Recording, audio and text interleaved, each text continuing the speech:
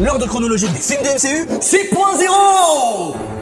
Alors asseyez-vous dans votre canapé et allez préparer du popcorn parce que cette vidéo, je vous le dis, elle va être très longue. Et il y aura besoin de Doliprane du coup? C'est possible. Merci très bien. De rien. En tout cas, vous avez été énormément à me demander cette vidéo. Et vu la sortie imminente du film Spider-Man Brand New Day, je me suis dit que c'était peut-être le moment de ressortir la mise à jour. Alors pour ceux qui ont jamais rien vu, ils seront jamais à jour à temps. Ouais, effectivement, c'est pas faux. Mais au moins vous serez à jour pour Avengers Doomsday. Donc on perd pas de temps et on commence tout de suite. Vous commencerez bien évidemment par Captain America The First Avengers. Après vous enchaînerez sur l'X-Men en commençant par X-Men le commencement. Un petit tour par X-Men Origins Wolverine. X-Men Day of Future Past que je mets ici puisque principalement l'histoire se déroule en 1973. Et également puisque si je l'avais mis plus tard dans la chronologie puisqu'il se passe aussi en 2023, vous n'auriez rien compris à X-Men Apocalypse et X-Men Dark Phoenix. Les X-Men c'est terminé donc on repasse au MCU avec Captain Marvel, puis on enchaîne avec Blade. Un petit retour sur les X-Men mais l'ancienne génération du coup. Spider-Man le premier avec Tobey Maguire, Blade 2, Madame Web, X-Men 2, Daredevil, le film, hein, pas la série. De toute façon, il n'y aura aucune série dans cette vidéo. Voilà. Spider-Man 2, toujours avec Tobey Maguire. Blade Trinity, donc le 3. Elektra, bien évidemment, puisqu'il y avait Daredevil avant.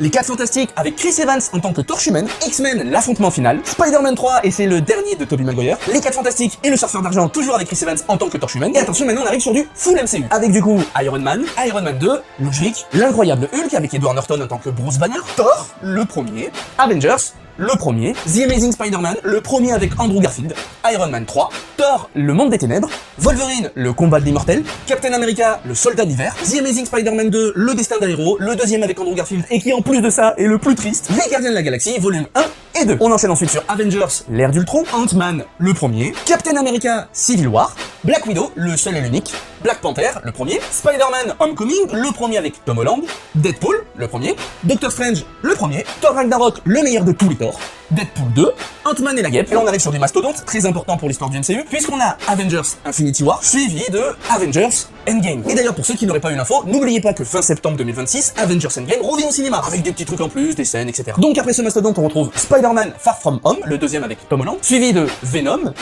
Let There Be Carnage, Shang-Chi, Kraven le chasseur, bof. Les Éternels, vraiment très sous-cotés. Spider-Man No Way Home, le troisième avec Tom Holland. Et d'ailleurs, il y aura aussi les deux autres, c'est pour ça qu'ils sont dans la chronologie avant. On enchaîne ensuite avec Spider-Man Into the Spider-Verse, un petit bijou de chez Sony. On s'arrête pas en si bon chemin parce qu'on continue avec Spider-Man Across the Spider-Verse, Morbius, Venom The Last Dance. On arrive encore sur un film qui va être très utile pour la compréhension du MCU et du multivers, puisque c'est Doctor Strange Multiverse of Madness. On enchaîne ensuite avec les 4 Fantastiques First Step, Thor Love and Tender, Black Panther Wakanda Forever, Ant-Man et la Guêpe Quantum Mania qui franchement ne méritait pas la shitstorm qui s'est pris, Les Gardiens de la Galaxie Volume 3, The Marvels, je vous en ai parlé il y a pas longtemps, Captain America Brave New World, les Thunderbolts, Spider-Man Brand New Day, le dernier qui va sortir donc du coup fin du mois. Mais attention, ce n'est pas le dernier de la liste puisque nous avons encore les Nouveaux Mutants, Logan où on dit au revoir à Wolverine, et le dernier de cette liste c'est Deadpool et Wolverine. Voilà. Et petite question, il faut combien de temps pour regarder tout ça? Et bah ça tu vois, ça sera dans une prochaine vidéo.